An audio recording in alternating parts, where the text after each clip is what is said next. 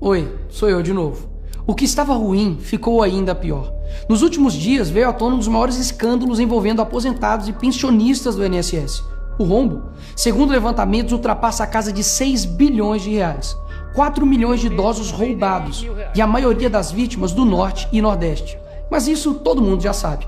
O que eles não te contaram é que o escândalo atual era de 6 bilhões. Hoje, com um novo relatório da CGU, mostrou que só em 2023, 35 mil reclamaram de fraude e o valor movimentado, 90 bilhões. 90 bilhões. Nós estamos diante do maior escândalo de corrupção da história do nosso país. E o golpe era o seguinte: aposentados eram filiados sem consentimento, tinham valores descontados direto do contra-cheque ou faziam empréstimos que eles nunca pediram. E daí, quando reclamavam, nada acontecia. Estamos falando do desvio de valores bilionários de pessoas doentes e idosas. Dinheiro que deveria estar no bolso de quem trabalhou a vida inteira e hoje depende da aposentadoria para viver. E é claro, vão espalhar a narrativa de que tudo começou no governo anterior. E já percebeu que no governo passado tudo era culpa só do presidente. E nesse governo nada é culpa do presidente? Mas olha só que interessante. As investigações mostraram que os descontos irregulares já vinham sendo praticados há anos. O que levou o governo Bolsonaro, em 2019, a apresentar a medida provisória 871, justamente para combater esse tipo de fraude em descontos. Ele obrigava os sindicatos e associações a comprovarem, a cada 2 anos, que o aposentado realmente estava autorizando aquele desconto. Adivinha quem ficou contra? Acertou, a esquerda.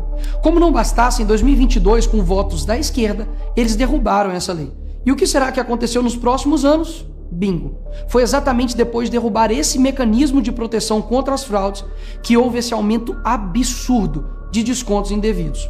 Ou no português claro, aumento absurdo de roubo contra idosos. Desenhando porque eu sei que tem gente que só entende assim. 2019, Bolsonaro faz lei para proteger esses idosos de fraudes. 2022, esquerda derruba essa lei no Congresso. 2023 e 2024, explosão de fraudes. E ainda tem gente surpresa com isso.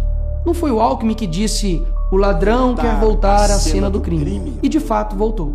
Desde o início do governo Lula, representantes dos ministérios da Previdência participaram de pelo menos 15 reuniões com entidades que hoje estão sendo investigadas. Inclusive, o próprio ministro Carlos Lupe e o ex-presidente do INSS, Alessandro Stefanuto, estiveram em 8 dessas reuniões.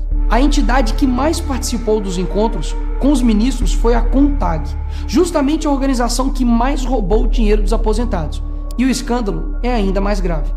O relatório de auditoria da CGU revelou que, em muitos casos, as autorizações para descontos foram feitas em nome de pessoas que sequer tinham condições de manifestar a sua vontade. Foram encontradas situações absurdas. Pessoas com deficiência grave, impossibilitadas de assinar qualquer documento, indígenas que vivem em aldeias remotas e não sabem ler ou escrever, e até aposentados que nem moram no Brasil. Roubar alguém já é terrível, mas roubar pessoas nessa situação é ter a certeza de que nada vai acontecer com você. Não é à toa que o relatório do próprio INSS mostra que o governo tinha ciência e sabia como barrar os descontos desde 2023. O Tribunal de Contas da União também sabia da denúncia desde 2023. Desde essa época, poderia ter ajudado as pessoas que foram vítimas, mas o julgamento ficou parado por mais de 1 ano, por um ministro do TCU indicado por Lula. E o sindicato investigado era do irmão do Lula. E o filho do Lewandowski, ministro do Lula, advoga para outra entidade acusada de fraude do INSS. É o país das coincidências. Ou seja, reuniram com entidades investigadas, foram avisados, confessaram que sabia e ignoraram. Fingiram que não viram. Agora, com a pressão do escândalo, o governo Lula trocou o ministro e só. Nenhuma consequência para ele. Engraçado, né? Se o pobre erra o CEP no cadastro, é fraude. Mas se o sistema desvia bilhões, é só trocar o responsável. O mesmo responsável que em 2011 também foi trocado pela Dilma por corrupção no seu ministério. Isso mesmo. Lula escolheu Carlos Lupe, um cara com histórico de corrupção para cuidar do dinheiro de idosos e doentes. E depois de 14 anos ele volta e cai de novo da mesma forma. Tudo isso está acontecendo e sabe qual é a solução do governo?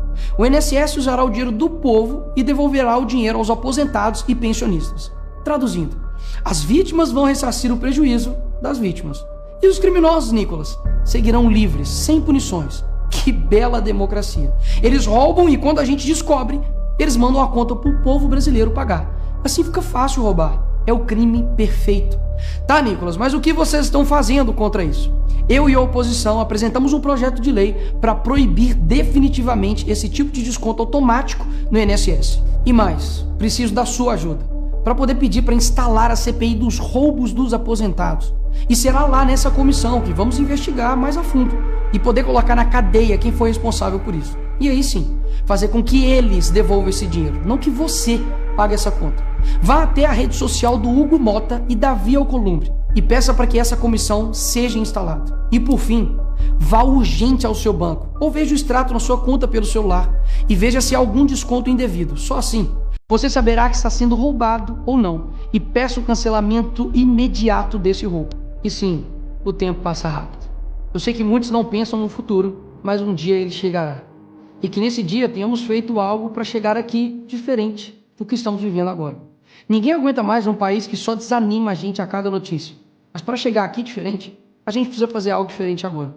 Porque o partido que prometeu cuidar do povo, um presidente que se colocou como o pai dos pobres, acabou explorando quem eles mais juraram defender.